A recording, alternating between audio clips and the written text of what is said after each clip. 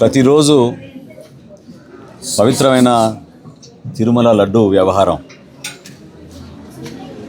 ప్రజల్లో ఒక ఆలోచన మళ్లించడానికి ఇదేదో రాజకీయ పార్టీలు కక్ష సాధింపుగా లేదంటే వ్యక్తిగతంగా గౌరవ ముఖ్యమంత్రి గారు చంద్రబాబు నాయుడు గారి పైన మా పార్టీ అధినేత రాష్ట్ర ఉప ముఖ్యమంత్రి పవన్ కళ్యాణ్ గారి పైన అనేక మాధ్యమాల్లో వైఎస్ఆర్సీపీ నాయకులు వీళ్ళు చేస్తున్న ప్రచారం చూస్తుంటే చాలా ఆందోళన కలిగిస్తుంది. అసలు నైతికంగా వీళ్ళకి మాట్లాడే కనీసం హక్కు కూడా లేదు. ఎందుకంటే ఒక చుక్క నెయ్యి కూడా ఈ 60 లక్షల లీటర్ల నెయ్యి అని వీళ్ళు చెప్పే నెయ్యిలో ఒక చుక్క నెయ్యి కూడా లేదని చాలా స్పష్టంగా నిర్ధారించిన తర్వాత కూడా వీళ్ళు కేవలం ఎదురుదాడి చేసి రాజకీయంగా దాన్ని వేరే యాంగిల్లో తీసుకెళ్తే వ్యక్తులపైన బురద జల్లడానికి చేస్తున్న ప్రయత్నం సమాజం అంతా కూడా ఆలోచించాలి, ఖండించాలి.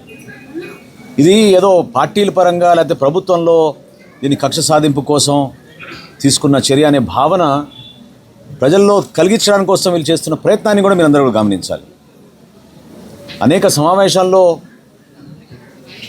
పవన్ కళ్యాణ్ గారి ఆలోచనలు ఏ విధంగా హిందూ ధర్మాన్ని మనం కాపాడాలి, హిందూ ధర్మాన్ని కాపాడాలంటే ఇతర మతాలని కించపరచడమనో లేకపోతే వాళ్ళ ఆలోచనలకి గాయాలుపరచాలనో కాదు. కనీసం భక్తుడనే ఆలోచనతో ప్రతి వ్యక్తి ఇది మన బాధ్యత, ఇంత పొరపాటు జరిగింది, దీన్ని ఏ విధంగా ఒక ప్రక్షాళన జరిగి రాబోయే రోజుల్లో ఇటువంటి పొరపాట్లు ఇంకొకసారి జరగకుండా ఒక్క తిరుమలలో జరిగిన ఈ అంశం పైన ఈరోజు లోతుగా ఎందుకు అందరు చర్చించాల్సిన అవకాశం ఆలోచన రావాలనే దానిపైన నేను ప్రయత్నం చేస్తున్నాను. కాపాడండి, భక్తుల మనోభావాలు కాపాడండి, ఇటువంటి పొరపాటు ఇంకెప్పుడు కూడా ఇట్లా జరగకుండా. ఎందుకంటే ఒక తిరుమల ఆలయంలోనే కాదు, పవిత్రమైన తిరుమలలో వెంకటేశ్వర స్వామి ఆరాధ్య దైవంగా ఉన్న ఆలయంలోనే కాకుండా ఇతర ఆలయాల్లో కూడా ఏ ఉత్సవాలు జరిగినా ఏ పండుగ జరిగినా మనం కోరుకుంటాం తిరుమల నుంచి లడ్డు తెచ్చుకుందాం.